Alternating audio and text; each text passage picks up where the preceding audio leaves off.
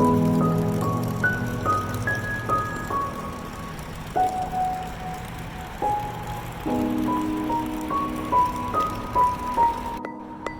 guys, Tim Alatorre, Principal Architect of Domum here, and today I just got done taking a couple tours of the Winchester Mystery House located down here in beautiful San Jose, California. It is a very nice winter day in California. It's like 74 degrees. Winchester Mystery House, built by the widow of the founder of the Winchester Rifle Company. She bought this house in 1884, started construction immediately on it. There's a whole bunch of crazy reasons for that, but basically for the next several decades until she died in the 1920s, construction on this house never stopped. So it was originally an 8-room farmhouse that she bought, and now it's several hundred rooms. There's actually more, they were saying there's more windows in this house than there are on the Empire State Building. So it's just crazy. And I'm going to show you a bunch of pictures after this and some video that I took of the house. Really, I could make this like a 4-hour movie, a 4-hour video just going through the house. I'm paring it down to some of the more strange things. Things to look out for though, I've got a picture, in fact I'll have it at the beginning. There's a picture of some of the original wallpaper in the house, and then some areas where the wallpaper has been open to the public. And people coming through it, tours started in the 1920s, right after her death.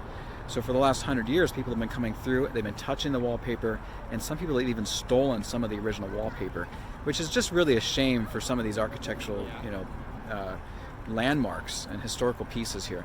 So just my one thought along those lines, when you go visit some place that has some importance, some character, some significance to humanity, leave it the way you found it. Leave it better than the way you found it. Listen to the tour guides, don't touch stuff, don't steal stuff. And that goes for whether you're a castle in Paris or you're here at the Winchester Mystery House in San Jose.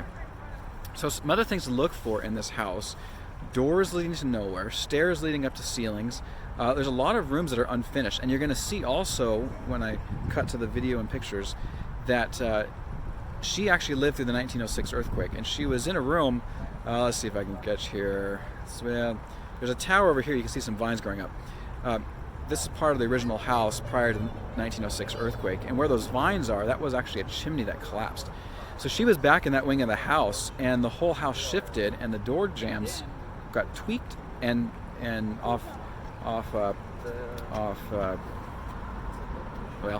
she couldn't get out of the room. I'm trying to find the right word. I don't have scripts for these videos. I make this up as I go along. But she couldn't get out, and she had to ring a servant's bell and wait for them to come let her out. And so she never reoccupied that part of the house. She actually moved into a houseboat for like a year and a half while they fixed up the house and cleaned it up, and then she moved back into the house. So everything that you see in the front here, also like these black portions of the house, those are areas of the house that were actually under construction at the time of her death.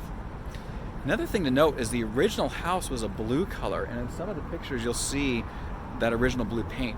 But after her death, she actually had a will, which in her will she willed her furniture and some of her other possessions, her fortune, but she didn't put any of the house in her will. And so the house and all the property went up to auction and was sold. And so a family bought it for a couple $1,000s in the 1920s, which is like $50,000 or something like that.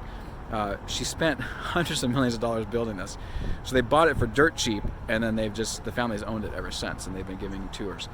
So this portion of the house wasn't finished, but these portions that are painted yellow, that was done by the family who bought it. Original house color was blue. So anyways, I'm gonna stop talking and let you look at some of the pictures and videos of this house. If you get a chance, come down to San Jose. Tickets aren't free. There's a number of tours, but there's also, they do like Friday the 13th and flashlight tours. There were some ghost stories they were telling us as we were going through there. Just some really interesting architecture. So with that, I'm Tim Alatorre, and if you have a project that you would like us to design for you, we'll get it done in a lot less than like 30 years, and we'll have a plan. Oh, one other thing. She had no blueprints for this. She was actually designing this as she went, and there was a room, there's a seance room. She would go in there, legend has it, she'd go into the seance room and call the spirits, the undead, to come and direct her on how to build the house and what to do next.